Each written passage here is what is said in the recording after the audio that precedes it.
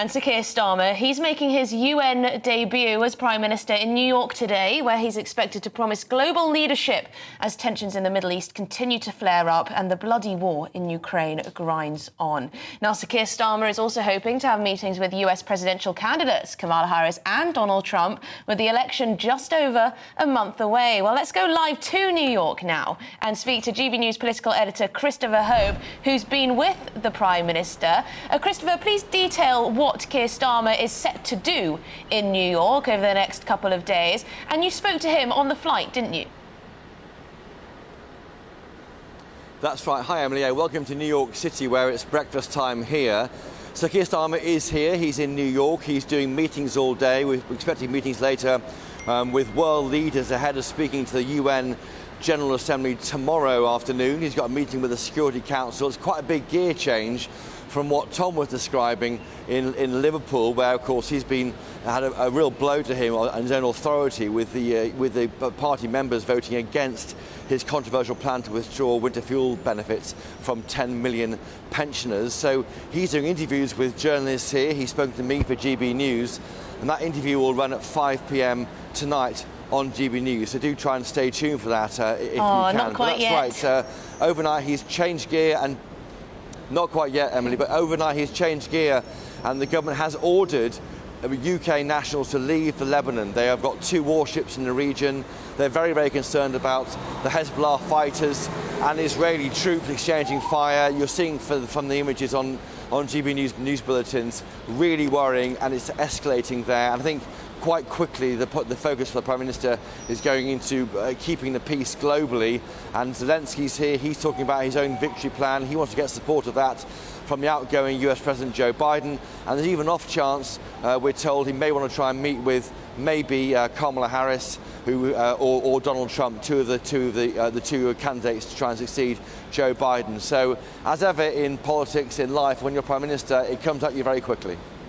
And Christopher, Keir Starmer, he was forced to comment on one of his ministers' comments about Donald Trump, wasn't he? Was there a little bit of a row? Yes, he kind of swerved that one. That was Angela Regal, who's the Home Office Minister. She spoke about the language. She would say it was racist language, fueling division on the street. She blamed Trump for that. That got short shrift from the Trump spokesman. And when asked about that on the flight over here, Sir Keir Starmer avoided getting into a row between Donald Trump and one of his ministers, but said that he's any kind of language which fuels hatred on the streets, he's against. But as ever, he's treading a very delicate line, Sir Keir Starmer, and you'll see more answers to more difficult questions on GB News at 5 p.m. Well, fantastic. We've been talking quite a bit about this latest in the freebie scandal engulfing the Prime Minister, particularly this £20,000 for accommodation gifted by, guess who? Yeah. Lord Ali. Again, the excuse this time is that his son needed to be peaceful when he was studying for his GCSEs, so he needed to use this £18 million penthouse. That's right, Emily. He's very protective of his children. We don't know, they are not named publicly. But he did say today, I thought surprisingly, he brought his son into the conversation, saying that he accepted this donation. It was a free use of a flat. It's been valued at £20,000 of benefit to him. So his family, and particularly his son, can have some peace in the maelstrom of a general election campaign. Any parent would understand that. Some might wonder, could you not have found someone like a relation, a neighbour, someone out the public eye where his son could have done revision? Instead, he did take the benefit of Lord Ali's £20,000 donation. He's been pressed on that again in New York. So he tried to move on from the issue of freebies, spectacles, clothing for his wife and other senior cabinet ministers, but it keeps coming back to get to him. And I wonder whether he may think, may start to wonder whether he should be giving away freebies in the same way we heard from Emma Buck, this rather admirable MP from South Shields, a Labour MP. She said when she gets sent freebies, she gives them away to charity, or they go back where they came from. I wonder whether that's where this story is going. Well, perhaps, Christopher, just lastly, there has been a little bit of criticism from some quarters that Keir Starmer and the new Labour government haven't been as vocal with their support of Ukraine, haven't promised perhaps as much as Conservative Prime Ministers, particularly Boris Johnson, have in the past. Will Keir Starmer be very much banging the drum to continue support for Ukraine? He will do. I think that would definitely be denied by the team around Keir Starmer. They are clear to us when they speak to us. They are full square behind Zelensky. We are very generous as a country donating arms. They're trying to get behind this victory plan.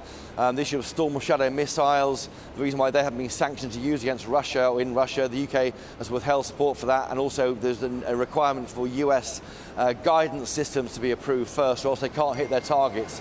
So the UK and US are working together, but there's been no difference in our commitment to supporting Ukraine as a country, from the Tories to Labour.